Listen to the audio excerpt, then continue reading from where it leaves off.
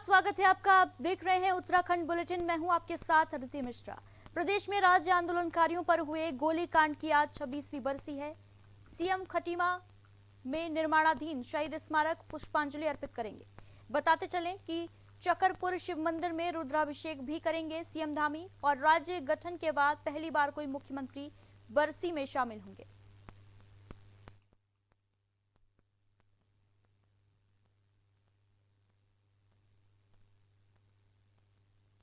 तो आज खटीमा गोलीकांड की 26वीं बरसी है। शहीदों को श्रद्धांजलि अर्पित करेंगे, नमन करेंगे। सीएम धामी आज खटीमा पहुंचेंगे।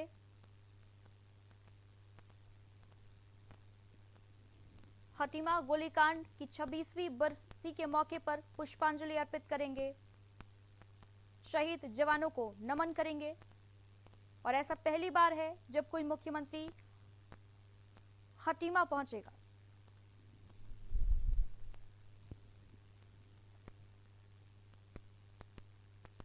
दो 2022 के विधानसभा चुनाव को देखते हुए कांग्रेस ने फ्रंटल संगठन में बदलाव करने का फैसला किया है। इसके लिए प्रदेश अध्यक्ष ने कार्यकर्ताओं से रिपोर्ट देने के लिए कहा है। फ्रंटल संगठन में जल्द अन्य लोगों को जिम्मेदारियां दी जाएंगी। कांग्रेस के संगठन में हुए बदलाव के बाद पार्टी फ्रंटल संगठन में बदलाव कर मजबूत बनाना चाहती है पार्टी को। वहीं गणेश गोदियाल ने कहा कि पार्टी संगठन के कामकाज का आकलन किया जाएगा। आगामी दिनों में संगठन हर स्तर पर सक्रिय दिखाई देगा। उन्होंने कहा कि 2022 के विधानसभा चुनाव को देखते हुए संगठन को सक्रिय किया जाएगा।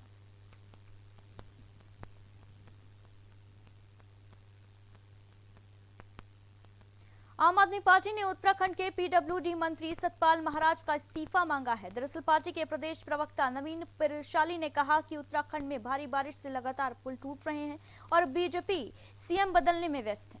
उन्होंने कहा कि पिछले 5 सालों में अब तक 32 पुल टूट चुके हैं। राज्य सरकार आम जनता की जान के साथ खिलवाड़ कर रही है। प्रदेश की नदियों में अवैध रूप से खनन हो रहा है और खनन से ही पुल कमजोर हो रहे हैं। नवीन पिरशाली ने कहा कि पूर्व सीएम रावत के ओएसडी को लाभ पहुंचाने के लिए अवैध खनन किया गया है। पिछले 5 सालों में 32 पुल धराशायी हो चुके हैं और कहा ही जा रहा है कि 27 पुल जर्जर हैं, लेकिन जर्जर पुल सैकड़ों की तादाद में हैं। हाल का वाकया जो रानी पोखरी जाखन नदी में जो पुल बना है रानी पोखरी के पास, उस पुल ने पूरे राज्य के पुलों की पोल खोल दी है। इस पुल के रखरखाव में दिसंबर 2020 में पीडब्ल्यूडी विभाग ने 40 लाख रुपए खर्च किए थे। कहा ही जा रहा है कि यहाँ पर अवैध खनन हो रहा था, जो प्रशासन की जानकारी में भी था। 5-5 मीटर तक पिलर के पास अवैध खनन किया गया। ग्रामीणों ने 1 घंटे पहले प्रशासन को बता दिया, सरकार को अवगत करा दिया कि ये पुल धंस रहा है। उसके बावजूद भी सरकार हरकत में नहीं आई और वहाँ पर एक्सीडेंट हुए। तो ये उत्तराखंड की कोलैप्स होती गवर्नेंस का एक नमूना है, जिसको देखते हुए आम आदमी पार्टी भारतीय जनता पार्टी की सरकार से ये कहना चाहती है कि जो आप अपना ध्यान बूथ को मजबूत करने में कर रहे हैं, उससे ज़्यादा ध्यान आपको इस राज्य के पुलों को मजबूत करने पर देना है और अपना ध्यान जनता के कामों पर दें, विकास के कामों पर दें। जनता की जान जोखिम में न डालें। जो रानी पोखरी का मामला हुआ है या अन्य जगह जो मामले हो रहे हैं, वो सीधे पीडब्ल्यूडी विभाग के अंदर आते हैं। इसलिए आम आदमी पार्टी की मांग है कि पीडब्ल्यूडी मिनिस्टर अपना नैतिकता के आधार पर इस्तीफा दें और आम आदमी पार्टी कल उनके इस्तीफे की मांग के लिए एक प्रदर्शन करने जा रही है। देखिए सर, उत्तराखंड में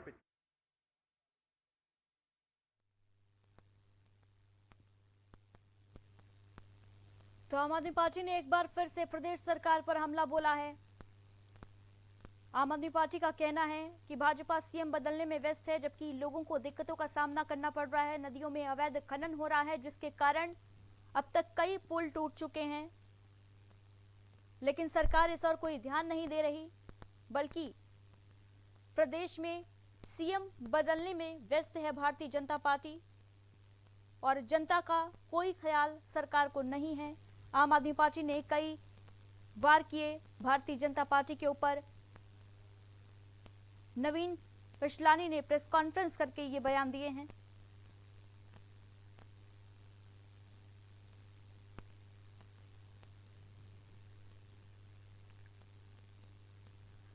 बताते चलें कि उत्तराखंड में लगातार मौसम कहर बरपा रहा है।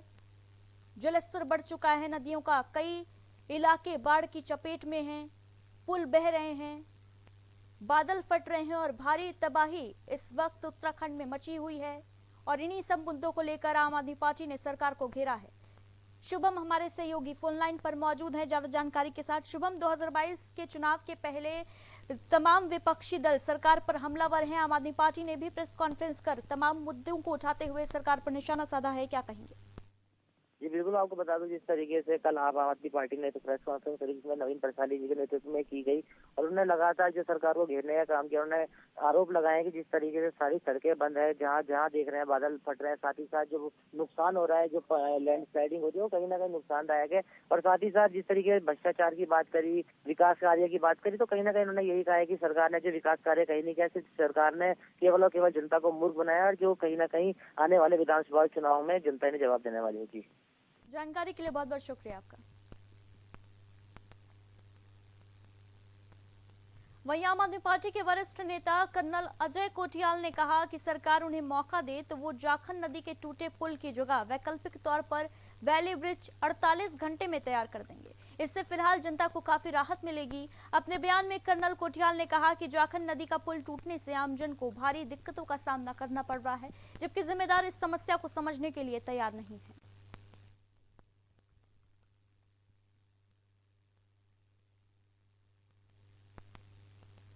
हरिद्वार के खानपुर के पूर्व ब्लॉक प्रमुख विनोद चौधरी कांग्रेस में शामिल हो गए हैं। कांग्रेस प्रदेश मुख्यालय में पूर्व सीएम हरीश रावत और पार्टी के प्रदेश अध्यक्ष गणेश गोदियाल ने विनोद चौधरी को कांग्रेस में शामिल कराया। कांग्रेस प्रदेश अध्यक्ष गणेश गोदियाल और पूर्व मुख्यमंत्री हरीश रावत ने कांग्रेस में शामिल होने वाले सभी नेताओं का स्वागत किया और पार्टी में शामिल होने पर उन्हें बधाई दी। प्रदेश अध्यक्ष गणेश गोदियाल ने कहा कि विनोद चौधरी और उनके समर्थकों के कांग्रेस में शामिल होने से कांग्रेस को मजबूती मिलेगी। इतनी बड़ी संख्या में कांग्रेस में शामिल होना कांग्रेस के लिए एक अच्छा संकेत है। साथ ही उन्होंने कहा कि 2022 में कांग्रेस निश्चित तौर पर उत्तराखंड में सरकार बनाएगी। मैं आज जो भी लोग शामिल हुए हैं, विनोद चौधरी जी और उनके साथ उनके तमाम साथी कांग्रेस में शामिल हुए हैं। बड़ी संख्या में यहाँ पर आप देख रहे हैं कि ढोल नगाड़ों के साथ हरिद्वार से आकर कांग्रेस पार्टी के हेडक्वार्टर में लोग जो है कांग्रेस पार्टी में शामिल हो रहे हैं। मैं सबका स्वागत करता हूँ, अभिनंदन करता हूँ। इन सब लोगों के शामिल होने से कानपुर विधानसभा में कांग्रेस को निश्चित रूप में मजबूती मिलेगी और मेरा आज पक्का विश्वास हो गया है कि कानपुर से निश्चित रूप में 2022 में कांग्रेस की जीत सुनिश्चित है। देश की लगभग 6 लाख करोड़ की संपत्तियां जो ये देश 6 लाख करोड़ की संपत्तियां बेच रहे हैं। एक तरफ तो भाजपा के नेता कहते हैं 70 साल में कांग्रेस ने क्या किया, और दूसरी तरफ इन संपत्ति को बेचने के लिए इनको कई बैठकें करनी पड़ रही है, ठोस रणनीति बनानी पड़ रही है।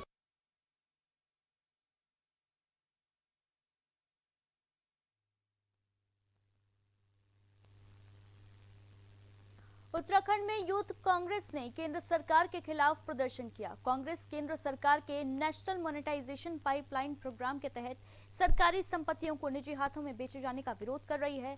यूथ कांग्रेस के प्रदेश उपाध्यक्ष गुरप्रीत सिंह प्रिंस के नेतृत्व में कई कांग्रेसियों ने प्रदर्शन किया।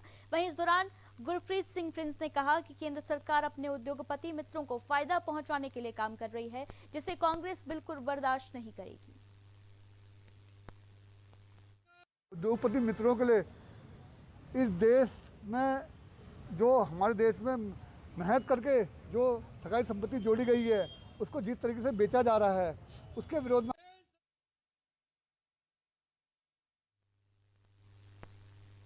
उत्तराखंड में बीते 24 घंटे में 28 नए कोरोना संक्रमित मिले हैं। वहीं राहत की बात यह है कि एक भी मरीज की मौत नहीं हुई है, जबकि 24 मरीजों को ठीक होने के बाद घर भेजा गया है। वहीं एक्टिव मामलों की संख्या भी 354 पहुंच गई है। प्रदेश में एक बार फिर डेल्टा स्वरूप के मामले सामने आने लगे हैं। पिथौरागढ़ और कोटद्वार में डेल्टा स्वरूप की पुष्टि हुई है। वहीं सरकार तीसरी लहर की आशंका के चलते सतर्कता बरत रही है। विशेषज्ञों का कहना है कि दूसरी लहर में काफी संख्या में डेल्टा स्वरूप ने ही कहर बरपाया था। तो एक बार फिर से उत्तराखंड में कोरोना वायरस के मरीज पाए जा रहे हैं। बीते 24 घंटे में 28 पॉजिटिव केस मिले हैं, जिससे स्वास्थ्य विभाग की चिंता एक बार फिर बढ़ गई है। हालांकि राहत की बात यह है कि एक भी मरीज की मौत बीते 24 घंटे में नहीं हुई है। गुलबेज हमारे सहयोगी फोन लाइन पर मौजूद है ज्यादा जानकारी के साथ। गुलबेज, एक बार फिर से कोरोना संक्रमितों का आंकड़ा उत्तराखंड में बढ़ता हुआ नजर आ रहा है। बीते 24 घंटे में 28 मरीज सामने आए हैं, कहीं ना कहीं बेहद चिंता का विषय है।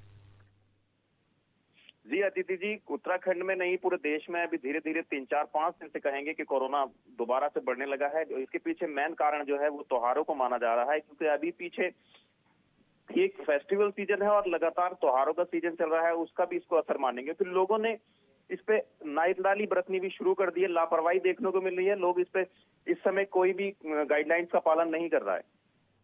गुलबेज, वहीं क्योंकि बीते 24 घंटे में 28 नए मामले मिले हैं, ऐसे में प्रशासन किस तरीके से सतर्कता बरत रहा है, किस तरीके से लोगों से गाइडलाइन का पालन कराया जा रहा है, सख्ती कितनी बढ़ती जा रही है प्रशासन के द्वारा?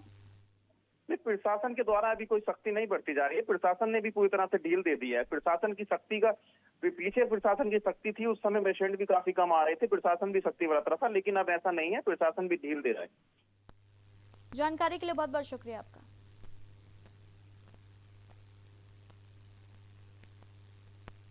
वहीं देहरादून में दून मेडिकल कॉलेज के छात्रों ने कैंडल मार्च निकाला। 2019 और 2020 के बैच के ये छात्र पिछले 4 दिन से आंदोलन पर हैं। उत्तराखंड के सरकारी मेडिकल कॉलेजों में एमबीबीएस की फीस कम करने की मांग कर रहे हैं। उन्होंने फीस कम ना होने तक आंदोलन जारी रखने की चेतावनी दी है। छात्रों का कहना है कि अगर फीस कम नहीं की गई तो वो और बड़ा आंदोलन करेंगे। हमारे यहाँ उत्तराखंड में जो एमबीबीएस होती है सरकारी कॉलेजों में, इसकी जो फीस है वो कहीं ना कहीं बहुत ही ज़्यादा है पूरे भारतवर्ष में। ये यहाँ पे हमसे 1 साल की 4 लाख रुपए फीस ली जाती है, जो कि पूरे कोर्स में कहीं ना कहीं 18 लाख रुपए जाकर के जो पड़ती है, जो कि सरकारी के हिसाब से बहुत ही ज़्यादा है। अगर हम निकटतम राज्य की देखें अपने यहाँ पे हिमाचल प्रदेश में, तो हिमाचल प्रदेश में 60,000 रुपये सालाना फीस है, तो इतनी ज़्यादा नहीं है। हमें 4 लाख 1 साल की पड़ती है। तो इसी के चलते हम सीएम अपने जो हमारे पुष्कर सिंह धामी जी हैं, माननीय मुख्यमंत्री, उनसे हम मिल करके आए थे। शुभम हमारे सहयोगी ज्यादा जानकारी के साथ फोन लाइन पर जुड़े हुए हैं हमारे साथ। शुभम, मेडिकल कॉलेजों की फीस बढ़ोतरी को लेकर लगातार छात्र प्रदर्शन कर रहे हैं, कैंडल मार्च निकाला है छात्रों ने, क्या कुछ जानकारी देंगे?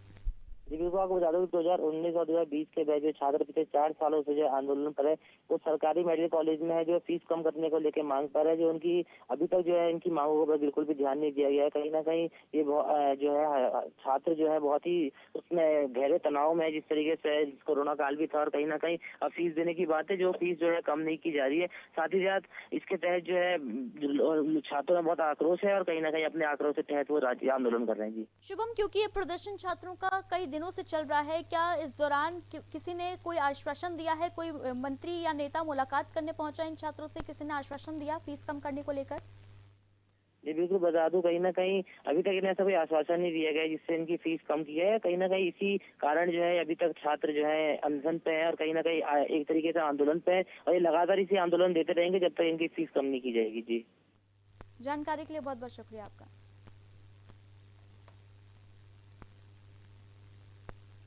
और इन्हीं खबरों के साथ बुलेटिन में बस इतना ही। बाकी बड़ी खबरों के लिए आप बने रहिए प्राइम टीवी के साथ।